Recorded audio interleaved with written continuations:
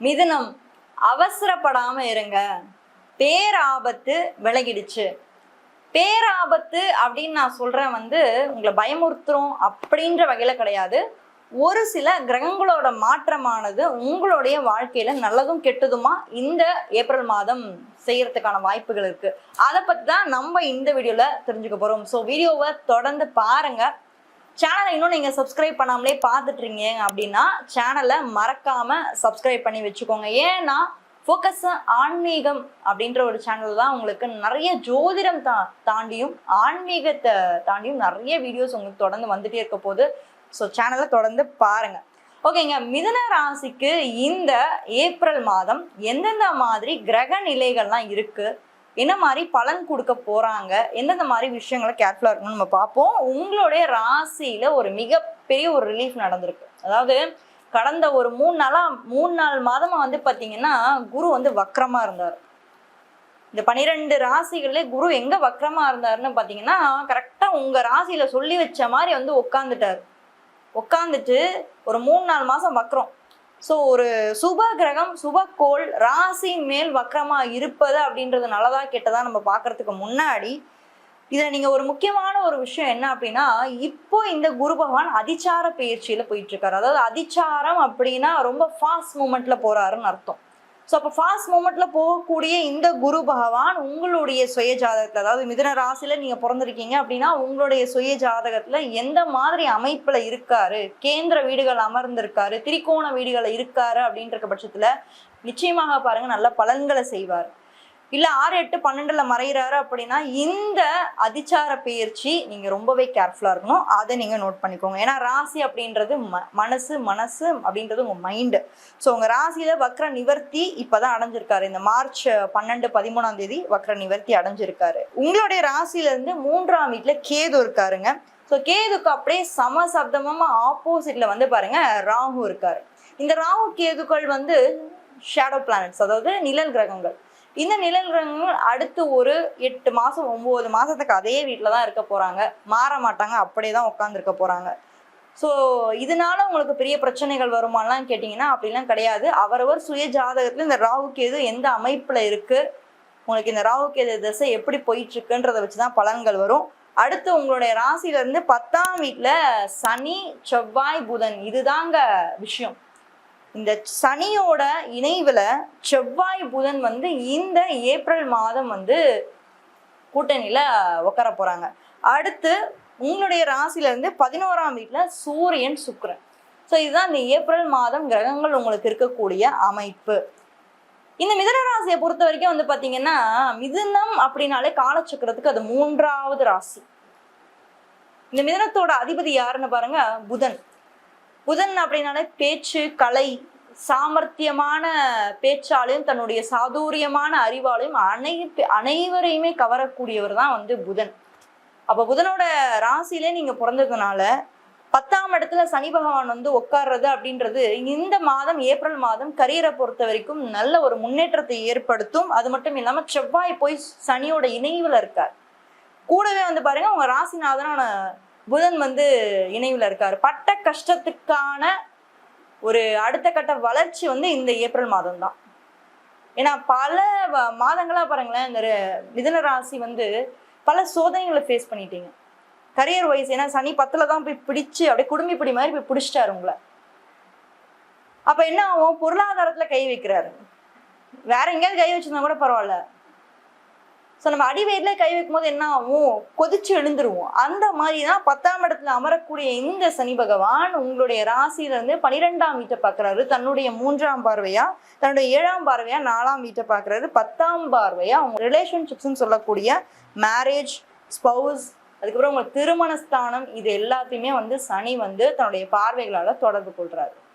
நிறைய பேர் நானும் பார்த்துட்டேன், மிதுன ராசியில இருக்கவங்க கரியர் எனக்கு அங்கதான் தொழில தாங்க பிரச்சனையா இருக்கு, எப்ப சனி உட்கார்ந்தாரோ அப்பத்துல இருந்தே எனக்கு பிரச்சனையா தான் இருக்கு. இந்த ஏப்ரல் மாதம் நான் என்ன கேர்ஃபுல்லா இருங்க உங்ககிட்ட நான் சொல்வேன்னு பாத்தீங்கன்னா, கரெக்டா இந்த ஏப்ரல் 14th மேல பாத்தீங்கன்னா இந்த சனி செவ்வாய் புதன் இணைவுலையும் பிளஸ் சூரியன் சுக்கிரன் உங்க ராசில இருந்து 11ஆம் பாவத்துல வரதுனால ஈகோ இஷ்யூஸ் கண்டிப்பா வரும். உங்களோடையும் இல்ல உங்க ஹையர் அஃபிஷியல்ஸோடையும் வரும். சில பேருக்கு வந்து வேலை இழக்கிறதுக்கான வாய்ப்புகள் கூட ஏற்படும். கொஞ்சம் நீங்க கேர்ஃபுல்லா இருக்கணும். ஏன்னா சனி செவ்வாய் வந்து ஒரு போர் கிரகங்கள், அதுவும் ராசியில இருந்து 10ஆம் இடத்துல போய் உட்கார்ந்துருக்கு. என்னதான் நீங்க கரெக்டா இருக்கணும்னு நினைச்சீங்கன்னா கூட உங்க கூட இருக்கிறவங்க உங்களை குழி பறிச்சுட்டு உட்காந்துட்டே இருப்பான் அந்த இடத்துல. ஸோ அந்த மாதிரி விஷயங்களை நீங்க கேர்ஃபுல்லா இருக்கணும். அண்ட் ராசியில இருந்து 3ஆம் வீட்டுல கேது இருக்காரு, 9ஆம் வீட்டுல ராகு இருக்காரு.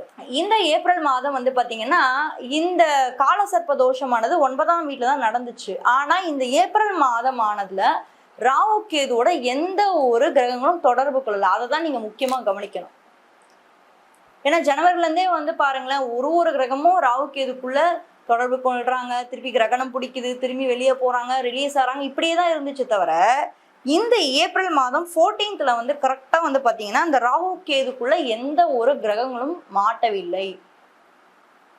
ஸோ அதுவே ஒரு வகையில நல்லதான். ஏன்னா ராகு கேது வந்து தேவையில்லாத விஷயத்த நம்ம லைஃப்ல எடுத்துட்டு வரோம். அதுவும் 3ஆம் இடத்துல கேது, 9ஆம் இடத்துல வந்து ராகுவும் வர இருக்கு. சில பேருக்கு வந்து தந்தை ரீதியா வரக்கூடிய சொத்துக்கள் கூட தடைப்பட்டு நின்றுக்கும். ஏன்னா 9ஆம் இடத்துல வந்து ராகு. மிதன ராசிக்கு வந்து தந்தையோடைய சொத்து கிடைக்கணும்ன்றதான் விதி. ஏன்னா 9 கூடையவனே சனி பகவான் இல்லையா, உங்க ராசிக்கு 9 கூடையவனே சனி பகவான், அவரே வந்து அஷ்டமஸ்தானாதிபதி, 8ஆம் வீட்டோட அதிபதி. அப்போ தந்தையுடைய சொத்துக்களும் பூர்வீக சொத்துக்களும் தான் உங்களுக்கு அதிகமா கிடைக்கும். உங்களுடைய குலதெய்வ வழிபாடு மேல நீங்க அதிகமா கவனம் செலுத்தக்கூடியவங்க. அந்த வகையில இந்த மாதிரி இடையூறுகளும் பிரச்சனைகளும் உண்டாகக்கூடிய ஒரு டைம் பீரியடா இருக்கு. ஸோ கொஞ்சம் கேர்ஃபுல்லா இருங்க. என்ன ஒரு நல்ல விஷயம் உங்களுக்கு நடந்துச்சு அப்படின்னு நம்ம பார்த்தோம்னா, குரு பகவான் வக்ர நிவர்த்தி ஆனது. இந்த 3-4 மாசமா வக்ரமா இருந்த ஒருத்தரால ரிசல்ட் கொடுக்கவே முடியல, சுத்தமா கொடுக்க முடியல ராசியில உட்காந்து. இப்ப அடுத்து 2ஆம் இடத்துக்கு வர்றதுனால ஓரளவுக்கு பரவாயில்லையா இருக்கு. அடுத்து ரிலேஷன்ஷிப்ஸ்லாம் எப்படி இருக்கும்?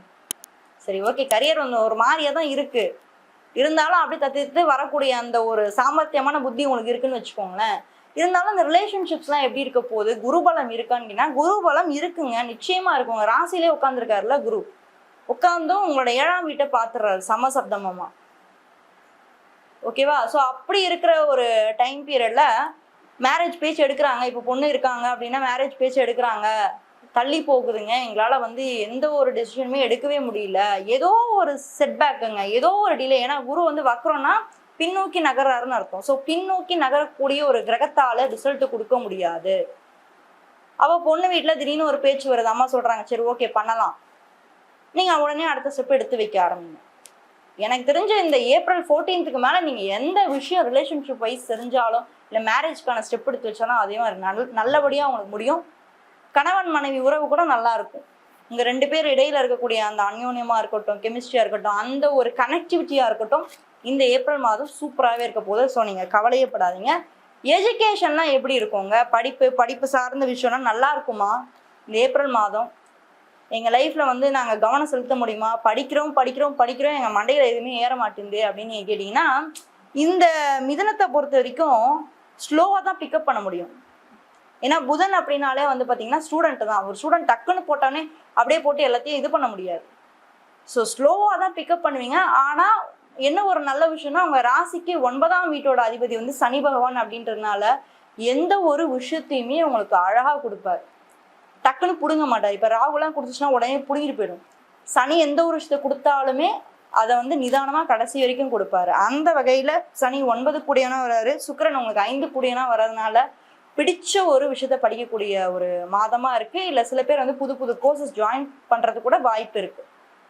ஸோ புது கோர்சஸ் ஜாயின் பண்ணி அடுத்து உங்களுடைய வளர்ச்சிக்கு மூவ் பண்ணக்கூடிய ஒரு மாதமாக வந்து இந்த ஏப்ரல் 14th மேலே நான் வந்து பார்க்குறேன். ஸோ ஓவராலாக இந்த மிதன ராசிக்கு கரியர்ல ஒரு சில பிரச்சனைகளும் பேராபத்துகள் அப்படின்ற ஒரு விஷயத்தெல்லாம் தாண்டி நீங்க வருவீங்க, கவலையப்படாதீங்க. ஏன்னா சனி 10ல் உட்கார்ந்துருக்க வரைக்கும் ஏதோ ஒரு வகையில உங்களுக்கு குடைச்சல் கொடுத்தாலும் கூட ஒரு ஸ்டெபிலிட்டியை உங்களுக்கு கொடுக்கறதுக்கான மாதம் தான் இந்த ஏப்ரல் மாதம். ரிஷபராசி பத்தி தெரிஞ்சுக்கணும்னா இந்த வீடியோல ஃபர்ஸ்ட் கமெண்ட்ல ஃபர்ஸ்ட் லிங்க்ல கொடுத்துருக்கேன், மறக்காம அதையும் போய் செக் பண்ணுங்க. யாராவது ஒரு ஃப்ரெண்டுக்கு இந்த வீடியோ ஷேர் பண்ணி ஹெல்ப் பண்ணணும் அப்படின்னு நீங்கள் நினச்சிங்கன்னா மறக்காமல் ஷேர் பண்ணி ஹெல்ப் பண்ணுங்கள். அண்ட் கன்சல்டேஷன் வேணும்னு நினைக்கிறேன், என்னோட வாட்ஸ்அப் நம்பருக்கு மறக்காமல் ஒரு மெசேஜ் தட்டி விடுங்க. ஏதாவது உங்கள் டவுட்ஸ் இருந்தால் கூட கேட்டு கிளாரிஃபை பண்ணிக்கோங்க. தேங்க்யூ.